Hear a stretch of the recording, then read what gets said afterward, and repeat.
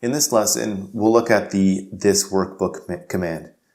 It is simply the method used to refer to the current workbook the module is located in. You will find yourself using this almost all the time, whether you're planning to make use of multiple workbooks, in which case you'll find a need to point to a particular workbook that you're using. Being able to reference the current workbook gives you the advantage of being able to manipulate workbook level objects, such as worksheets. Let's take a look at this example for syntax. When you're looking at using the workbook object in this way, you don't need to use application in front of it. This workbook is specific enough that VBA knows what it's looking for.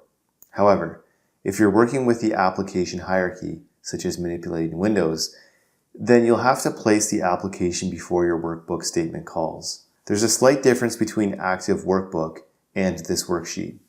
Active work refers to the workbook that is currently selected, or has an object within it selected. This workbook refers to the workbook that the module that is being run is located in.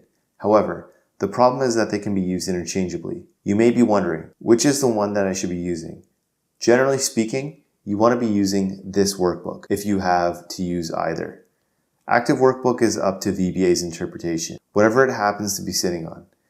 Not having any specificity in the code leads to confusion, and this is something that you'll want to avoid.